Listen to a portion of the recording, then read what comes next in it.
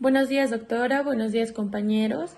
El día de hoy vamos a hablar sobre un tema muy importante, que en este caso es el usufructo, que está regulado dentro de nuestro Código Civil peruano, y tocaremos diversos puntos que son muy importantes, como por ejemplo la definición, las características, la Constitución, entre otros.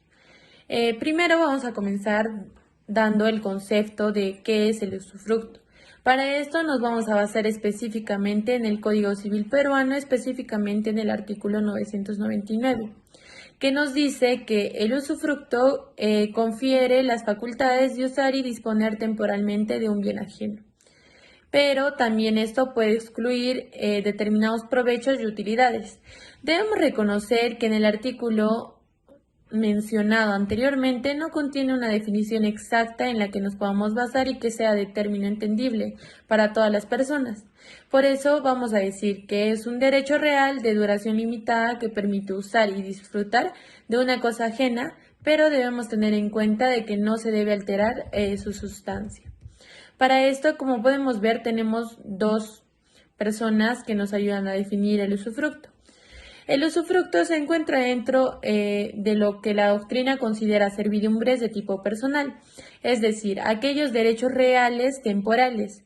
Estos tienen una característica muy especial porque son inherentes a las personas y se extinguen con ellas sobre un bien ajeno, en virtud del cual puede usar o ejercer ciertos derechos de disposición, pero en este caso los vamos a mencionar más adelante, porque hay limitaciones. Ahora bien, hay otro punto de vista de su función económica. En este caso tenemos a Díaz Picasso y Gullón. El usufructo es aquel que atribuye plenas facultades de disfrute a una persona con la finalidad de que éstas vuelvan a la propiedad al cabo de un periodo de tiempo. Por eso se dice que es temporal. En ese sentido, podemos decir que los supuestos en que la figura alcanza su mayor utilización es en situaciones de naturaleza sucesoria. Un ejemplo muy claro que podríamos poner aquí sería cuando el testador desea favorecer a una persona vitaliciamente, pero no así a los herederos de ésta. Es importante saber que el usufructo deriva del latín usus y fructus. Esto quiere decir frutos y usar. Por eso se dice que también podemos disfrutar de los bienes ajenos con la obligación de conservar su forma y su sustancia, o sea, no podemos alterar, a no ser que el título de su constitución o la ley autoricen otra cosa. Hay dos posiciones contrarias que es muy importante señalar para poder diferenciar qué es un uso y una nuda propiedad. Para esto vamos a definir primero la nuda propiedad.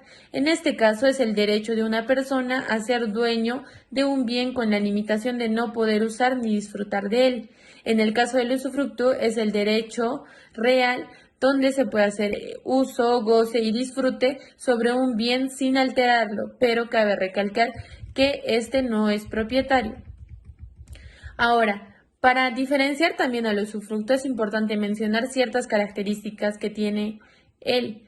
Para esto vamos a mencionar una de ellas, que es un derecho real en cosa ajena. ¿Qué quiere decir esto? Que no es propietario, pero puede usar y gozar y disfrutar de él, pero no puede alterarlo. Es un derecho temporal. Esto quiere decir que tiene una duración y esto dependerá de quién sea el usufructuario. Así tenemos la tercera característica, que se trata de un derecho en tanto otorga a su titular una situación de potestad respecto a ciertos bienes, y en ese sentido otorga una situación oponible a terceros. Otra característica importante es que se trata de un derecho limitativo de dominio, en tanto se no atribuye a su titular las mismas facultades que se atribuye al usufructuario, ¿no? Después, el derecho real es usar y gozar de una cosa, pero no se puede disponer del bien salvo en el caso de la figura del cuasi usufructo, que es otro tema aparte. Otro punto importante que debemos mencionar es que el bien sobre el cual recae el usufructo debe ser ajeno, ya que en caso no sea ajeno, no tendría sentido hablar de usufructo porque sería hablar del bien propio y se estaría dando la otra figura que ya mencionamos. El derecho de usufructo es un derecho divisible, en tanto puede ser constituido a favor de varias personas simultáneamente. Con esto doy paso a mi siguiente compañero. Bueno, buenos días. Continuando con la exposición, yo voy a hablar acerca de los tipos o las formas de constitución del usufructo. Y para ello nos vamos a basar en nuestro Código Civil vigente en el país, en el Perú, donde en el artículo 1000 se desarrolla que puede constituirse el usufructo de tres formas distintas. La primera puede ser mediante ley expresa. La segunda, por contrato o acto jurídico unilateral. Y la tercera, por un testamento.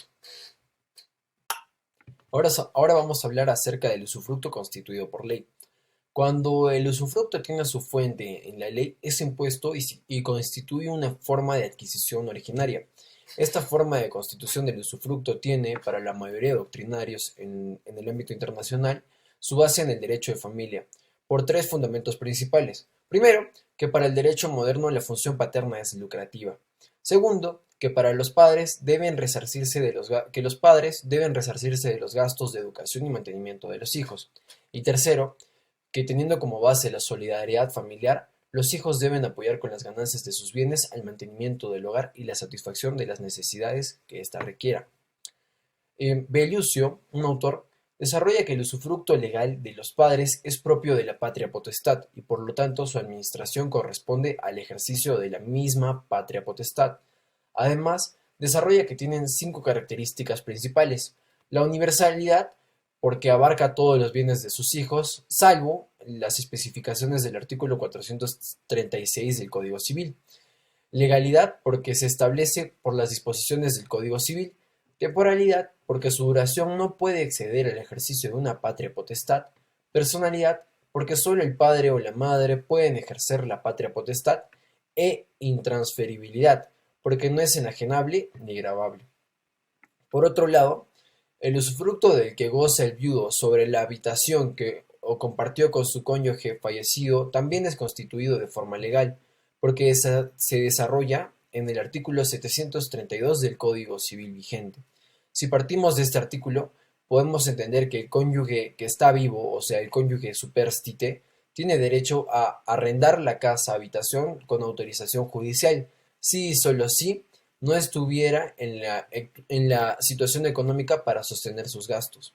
Es decir, si el cónyuge superstite, cuando hablamos de cónyuge superstite, como ya lo dije, nos vamos a referir al cónyuge que está vivo, no tiene la capacidad adquisitiva como para sostener sus gastos, puede habitar en ese lugar o esa habitación, casa, bien que compartía con su cónyuge cuando estaba vivo. Ahora vamos a hablar del usufructo constituido por contrato o por acto jurídico unilateral. Para eso he decidido desarrollarlos ambos, no de manera totalmente separada, pero vamos a desarrollar los puntos importantes por cada uno, ¿no? Bueno, tiene su origen en la autonomía de voluntad, al ser una forma de adquisición derivada de carácter netamente voluntario. La mayoría de veces el usufructo se realiza mediante un contrato. Este contrato tiene que ser innominado y atípico. Según Enrique Barsi Rospigliosi, el derecho de usufructo por constitución contractual puede existir de hasta tres maneras distintas. La primera es la atribución de usufructo, cuando se confiere el bien en usufructo, pero se mantiene la propiedad porque se da per traslationem. La segunda es la retención del usufructo. Es la constitución por deductionem, donde la propiedad es transferida, pero se mantiene el usufructo. O sea, es lo contrario a la atribución de usufructo. Y la tercera sería la doble enajenación, donde el propietario de un bien transmite a un sujeto la propiedad y a otro sujeto el usufructo. Cuando hablamos de la constitución del derecho de usufructo por acto jurídico unilateral, debemos de tener en cuenta que este solo depende de la voluntad del propietario, aunque también es necesaria la voluntad de aceptación de la parte que pasará a ser titular del derecho. Por eso yo estoy en contra de que sea totalmente unilateral, ¿no? Tiene que haber, en primer lugar, voluntad para transmitir y en segundo lugar, voluntad para aceptarlo, ese derecho. Entonces, igual nos vamos a basar en Barsi. Y lo que Barsi dice que por acto unilateral se puede dar de dos formas la constitución del usufructo. La primera es por detracción o reserva, también conocida como retención del usufructo. Y González Marrón dice que es un derecho que un derecho no puede ingresar en un patrimonio ajeno sin que éste lo haya aceptado antes, lo mismo que yo digo yo. Y además, la otra opción sería la opción del usufructo de la tercera parte de la herencia que corresponde al cónyuge superstite. Según el artículo 823 del Código Civil, solo sucede siempre que no hubiera obtenido el derecho de habitación sobre el lugar conyugal. En ese sentido, el cónyuge supérstite puede elegir entre ser usufructuario del bien o heredero, pero no en ninguno de los casos puede ser ambos. Bueno, ahora vamos a hablar acerca del derecho del usufructo constituido mediante el testamento. Y hay que tener claro una cosa. Cuando el derecho del usufructo es constituido mediante el testamento, pasa a ser de carácter mortis causae. ¿Qué quiere decir eso? Que es a causa de la muerte y también es una forma de adquisición derivada. Cabe recalcar que es de carácter voluntario y unilateral, es decir, la persona que redacta su testamento o que declara su voluntad dentro del testamento lo hace con voluntad propia, no representando a otra persona. Es personal y además es unilateral, porque existe la declaración de un solo lado. Junto con la forma contractual, es la más común de constituir el derecho de usufructo y opera como acto de última voluntad, según Enrique Barcia. El usufructo testamentario debe estar de acuerdo a los requisitos y formalidades que se deben cumplir según lo especificado en el Código Civil. Acá nos basamos en el principio de legalidad. En ese entender, pues, el usufructo testamentario consiste en que una persona favorece mediante su testamento a otra dejándole en usufructo un bien, o puede reservarse la propiedad en favor de otra persona. En nuestro país, por ejemplo, es común que se frecuente dejar mediante el testamento en calidad de herencia el bien a favor de sus hijos, pero el derecho a goce y disfrute pasa a ser a favor del padre o la madre supérstite. Musto, un doctrinario también, desarrolla que la disposición de última voluntad que otorga el usufructo solo y únicamente puede ser exteriorizada por el testamento y que no hay otra forma, de tal manera que se puede llegar solo el usufructo del bien a una persona y dejar la propiedad del patrimonio del heredero. O, por otro lado, legar solamente la propiedad del bien y otorgarle al heredero el derecho de usufructo, o incluso hacer dos legados, uno de propiedad por un lado y uno de usufructo de la misma cosa, como lo habíamos hablado antes. Es momento de pasar a las modalidades del usufructo. Cabe aclarar que en la doctrina peruana no se ha desarrollado nunca cuáles son las modalidades del usufructo como una categoría a investigar de este derecho. Por lo tanto, no existen modalidades definidas del usufructo en el ordenamiento jurídico peruano, ni siquiera el legislador lo ha hecho.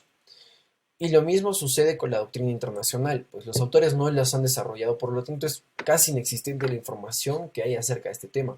La mayoría de abogados en la actualidad podríamos tomar la posición de que las modalidades del usufructo son las modalidades de constitución del usufructo, pero si nos vamos por ese lado, iríamos exactamente al donde hemos estado en el punto pasado, que son los tipos de constitución del usufructo, y nos llevaría a los tres que ya hemos desarrollado. Entonces es un camino que no vale la pena recorrer ahora porque ya lo hemos hecho. Aunque encontré la información de un notario mexicano llamado Francisco Vizoso del Valle, que lo desarrolla en un libro llamado Usufructo, Uso y Habitación, publicado en el año 2006. Ahí, este autor mexicano menciona en su capítulo de modalidades de forma bastante breve que el usufructo puede ser mancomunado, sujeto a condición de plazo suspensivo o sujeto a condición de plazo extintivo. Entonces, después de esta breve mención, el autor no menciona más, no lo desarrolla, lo hace bastante breve, como lo dije. Y como fruto de un razonamiento propio, me encuentro en desacuerdo con lo que desarrolla este autor, porque estas para mí no serían precisamente modalidades del usufructo, sino características accesorias que pueden formar parte del acto jurídico.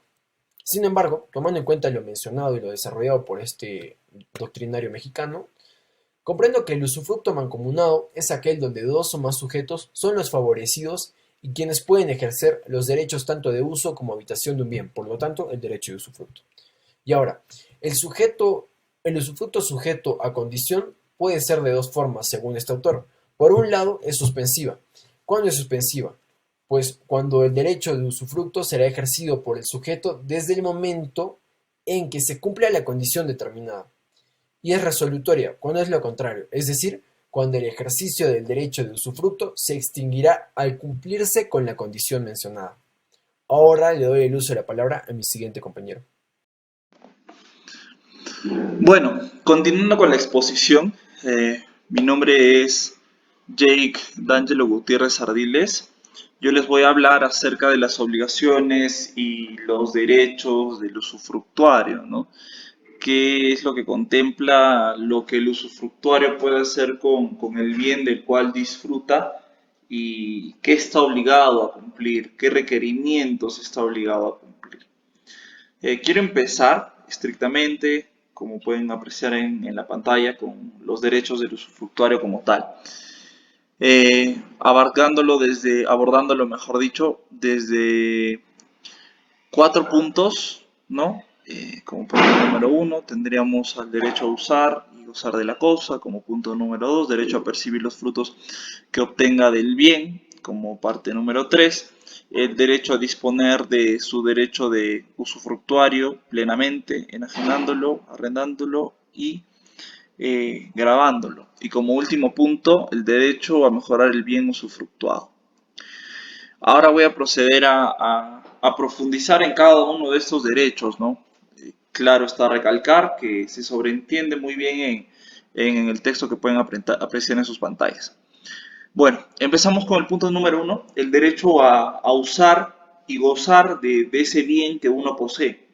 ¿Qué quiere decir eso? Que todas las personas, puesto que existen bienes, cabe recalcar, que no pueden usarse sin consumirlos, como por ejemplo la explotación forestal, si es que uno no tala árboles, ese vendría a ser el acto de consumir.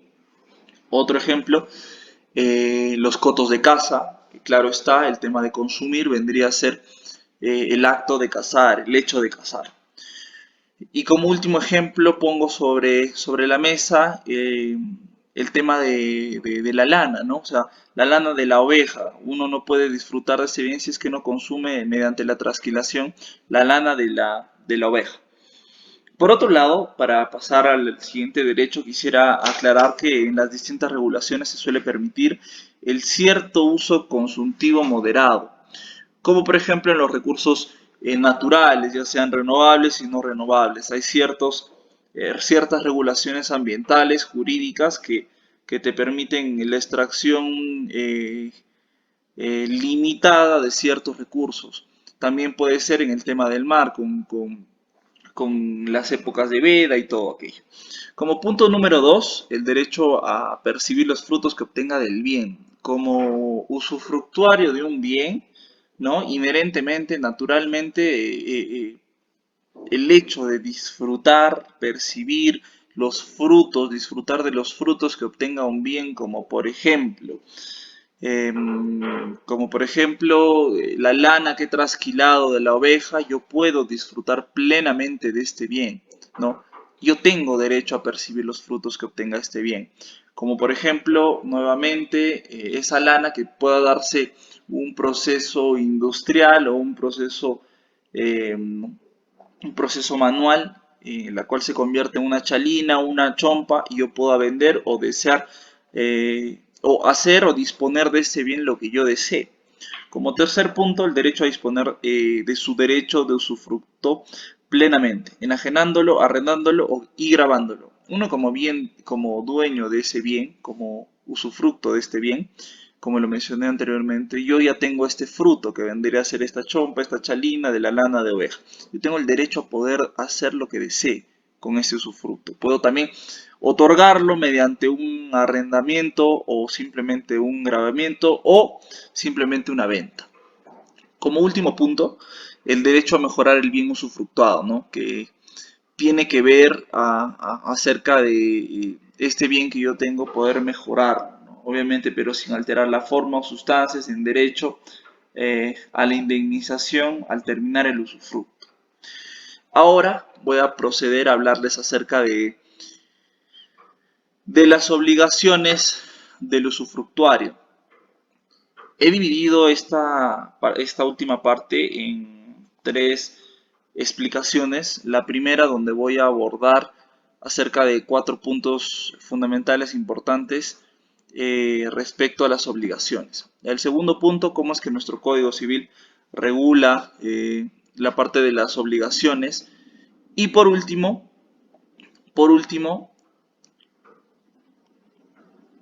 quiero citar a Un jurista especialista en el tema de derechos reales y en usufructo. Hablo de González Barrón, del doctor González Barrón, y cómo es que le da una perspectiva diferente a todo ello, ¿no? Cómo es que aplica una teoría. Empiezo con la primera parte respecto a los 4 puntos generales, ¿no? El punto número 1 nos habla acerca de conservar la cosa en su forma y sustancia, acerca del bien, claro está. Sin destruirlas, sin dañarlas, salvo que en el usufructo sobre este bien consumible o en la explotación de este bien, hablo y pongo el ejemplo de las minas, ¿no? Que claramente está, este usufructo te permite cambiar la forma, sustancia y hasta dañarla, ¿no? En la explotación de la mina, claro está, siempre hay un grado de daño, pero todo eso está regulado, como lo hablamos anteriormente, en la parte de derechos donde ese poder alcanza la transformación y el consumo. El usufructo ha de realizarse o realizar las reparaciones ordinarias que necesitan las cosas dadas en el usufructo. Ahora, formar inventario antes de entrar al mismo disfrute del bien, ¿no? Para poder ver de qué se compone este bien. Como tercer punto, para prestar finanza como garantía del cumplimiento de sus obligaciones. En los usufructos testamentos se suelen relevar al usufructuario de esta obligación, ¿no? Las obligaciones extraordinarias vendrían a ser del cargo del propietario netamente, vienen a recaer sobre este. Y como último punto, restituir el bien al término del usufructo. Es una de las obligaciones, ¿no? Quiero aclarar y quiero recalcar, quiero también añadir a todo esto que el usufructuario debe permitir al nudo propietario que haga mejoras en la cosa si no perjudica el valor del usufructo. Y todo ello se puede ver netamente en un contrato, si es que no hay una enajenación al 100%, claro está. Perfecto. Es importante precisar que en el Código Civil, en el título 3, capítulo 2, se regulan los deberes y derechos del usufructo, en el sentido de que en el artículo 1006 se encuentra el inventario y tasación de bienes por el usufructo. En el artículo 1007 se encuentra la obligación del usufructo de prestar garantía, en el 1008 explotación del bien, en el artículo 1009, prohibición de modificar el bien usufructuado. En el 1010, obligación del usufructo para pagar tributos y rentas. En el 1011, derecho de subrogación del usufructuario. En el 1012, desgaste del bien por disfrute ordinario. En el 1013, obligación de reparar el bien usufructuado. Y ahora voy a pasar a la última parte de la exposición para poder entrar un poco más en detalle respecto a lo que nos comenta González Barrón, ¿no? En concurrencia a los derechos reales, al tema de propiedad y usufructo sobre un mismo bien, acerca de imponer la existencia de obligaciones específicas y deberes concretos de colaboración entre ambas partes, ¿no? Entre el propietario y el usufructuario, en esta relación de enajenación, como lo comentamos en el tema de derechos y en obligaciones, como está regulado también el Código Civil. En el punto número 1, González Barrón precisa y nos comenta acerca del deber de conservación, ¿no? De que el usufructario, como pueden ver en pantalla, el usufructario tiene la facultad de usar el bien, sin modificación alguna y manteniendo la conservación del mismo. Sin embargo, nuestro Código Civil, si ustedes lo analizan, en el artículo 1683 establece un criterio de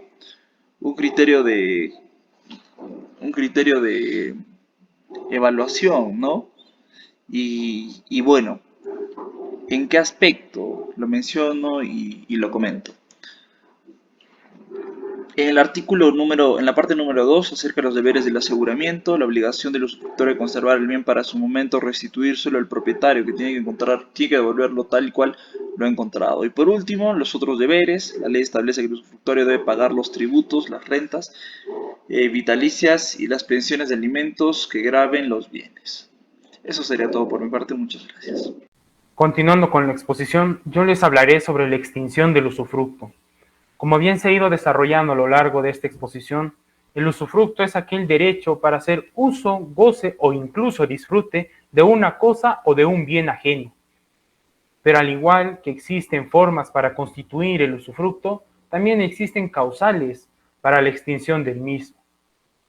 Es por ello que nuestro Código Civil, la norma sustantiva, en su artículo 1021, nos define cuáles son las causales para la extinción del usufructo. Nuestro Código Civil las divide en 6. La primera es el cumplimiento de los plazos máximos del artículo 1001 o el cumplimiento de lo establecido en los acuerdos constitutivos. En la segunda causal tenemos la prescripción por el no uso del derecho durante 5 años. La tercera causal es la consolidación. La cuarta causal es la muerte o renuncia del usufructuario. La quinta causal es la destrucción o pérdida del bien.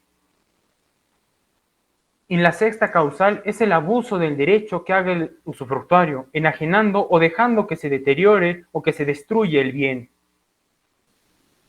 La primera causal, que es el cumplimiento de los plazos máximos del artículo 1001 o el cumplimiento de lo establecido en los acuerdos constitutorios, nos da a conocer que tanto el propietario como el usufructuario, es decir, quien va a hacer uso del derecho al uso y el goce de un bien ajeno, pueden acordar mediante un contrato los plazos mediante los cuales se determine el cumplimiento o la conclusión de esta relación jurídica. Estas condiciones tienen que ser sobre sucesos o eventos que tienen que ser futuros e inciertos, los cuales pueden ser resolutorios o suspensivos. De igual manera, en el artículo 1001 de nuestro Código Civil, define al usufructo en su condición de temporal. Y es que para las personas jurídicas el plazo máximo es de 30 años, y para aquel usufructo que ha sido constituido por el Estado sobre un bien inmueble que es materia de patrimonio, el plazo máximo es de 99 años. La segunda causal es la prescripción por el no uso del derecho durante 5 años. Como bien sabemos, la prescripción no solo nos permite adquirir derechos, también da paso a la extinción de los mismos. Por ejemplo, el uso nos permite adquirir un bien, pero al no usarlo, este bien se pierde, pese a que tal vez el usufructuario tenga legitimidad para hacer uso de este derecho. Esto se centra en que el usufructo es temporal y no permanente. Además, el no uso o el abandono de un bien puede sobreentenderse o se entiende como una renuncia tácita, lo que da paso a que si no lo usas es porque no lo quieres. Pero esto generaría diversos problemas. Es por ello que nuestro Código Civil ha definido o ha determinado un lapso de tiempo o un plazo para que se determine si este bien es no usado. Este lapso de tiempo es de 5 años, el cual debe ser continuo e ininterrumpido. Como tercera causal tenemos la consolidación. La consolidación es aquel momento en que el usufructuario compra o adquiere la propiedad sobre la cual hacía o ejercía su derecho de usufructo. Al comprar o adquirir esta propiedad, se extingue esta relación jurídica de usufructuario y propietario y da paso a una nueva relación jurídica con nuevas y más facultades. En la consolidación, el propietario y el usufructuario se unen en una misma persona y dan paso a nuevas facultades, donde ya no solo es el uso o goce, también es la disposición del bien. Como cuarta causal de extinción tenemos la muerte o renuncia del usufructuario. Ambas, es decir, muerte y la renuncia, están relacionadas estrechamente al usufructuario. Sobre la muerte, puede ser a una persona natural o a una persona jurídica. Al ser una persona natural, su muerte desencadena la extinción del derecho al usufructo. Pero al ser una persona jurídica, la condición o el modo puede ser una reorganización o un cambio de propietario en la empresa. Esto desencadenaría en la extinción del usufructo. Sobre la renuncia del usufructuario, esta puede ser tácita o expresa. La forma tácita ya lo hemos desarrollado anteriormente, que es al no hacer uso del derecho durante 5 años. Pero la forma expresa es aquella que se va a determinar en un contrato o en un documento o verbalmente con intervención de testigos. Al ser esta expresa, se va a desarrollar en dos formas, unilateralmente o bilateralmente. Unilateralmente será aquella que basta y sobra con que el usufructuario dé a conocer que renuncia al derecho para constituirse como tal, mientras que bilateral necesitará la participación de ambos, es decir, del propietario y del usufructuario. Esta puede ser de forma onerosa o gratuita. De forma onerosa puede ser una compra o venta, y mientras que la forma gratuita será con o sin contraprestación. Como quinta causal tenemos la destrucción o pérdida de un bien.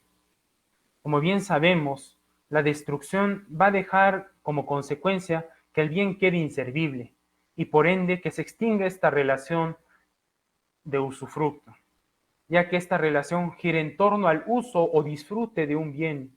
El bien que ha quedado inservible por tal motivo no se puede hacer uso de este derecho. De igual manera, la pérdida es aquel momento en el que se desconoce el paradero del bien, pese a que este bien sigue existiendo y pueda generar una utilidad, pero sobre el cual no se pueden ejercitar los actos posesorios. Sobre la destrucción, es importante recalcar que esta debe ser total para que se considere una extinción absoluta. Además, que los escombros resultantes de esta destrucción no van a ser sujetos al usufructo. Por ejemplo, si se constituye el usufructo sobre un edificio y éste se derrumba, el usufructo no se va a constituir sobre sus escombros. Pero si se constituye el usufructo sobre un terreno sobre el cual hay un edificio, el usufructo no se pierde, ya que este ha sido considerado sobre el terreno, no sobre la edificación. Finalmente tenemos la sexta causal de extinción, el cual es el abuso del usufructuario de su derecho. El abuso es también considerado como una causal de extinción. Este abuso debe ser hecho por el usufructuario, dando por consiguiente que se extingue el usufructo, ya que este debe ser uso y disfrute del bien normal y acostumbrado. Dicho abuso se va a dar sobre la enajenación del bien, la cual es legalmente prohibido, o sobre el deterioro o dejar que perezca dicho bien por falta de reparaciones. Faltas las cuales deben ser visibles, continuas y culpables, ya que estos daños pueden ser por el uso que se le ha dado al bien, debiendo mantenerse este bien para evitar que éste perezca. Para terminar con esta exposición, quisiera darles las conclusiones a las cuales ha llegado nuestro grupo. La primera conclusión es que el usufructo es aquel derecho por el cual se hace uso o disfrute de un bien el cual debe ser ajeno. El usufructo no es permanente, es decir, tienen plazos o tiempos máximos sobre los cuales se debe constituir. Como se mencionó anteriormente, el usufructo se caracteriza por ser aquel uso o disfrute sobre un bien ajeno. Este bien ajeno no debe ser parte del patrimonio del usufructuario. El usufructo cuenta con formas de constitución, al igual que cuenta con formas para su extinción. Existen tres formas que se desarrolló anteriormente, que son la ley, el acuerdo o un contrato y finalmente el testamento. Son formas para constituir el usufructo. También existen 6 formas para extinguir el usufructo, las cuales se desarrollaron mediante el artículo 1021 de nuestro Código Civil. Finalmente, me gustaría recalcar algo, que es que toda relación jurídica tiene derechos y obligaciones, es decir, derechos y deberes. El usufructuario, como el propietario, tienen como derecho la finalidad de preservar el bien sobre el cual se esté ejercitando estos derechos. Al igual que existen deberes, los cuales se han sido constituidos en sus contratos, en sus convenios, mediante las cláusulas, en las cuales ambos están de acuerdo. Eso es todo por nuestra parte. Muchas gracias.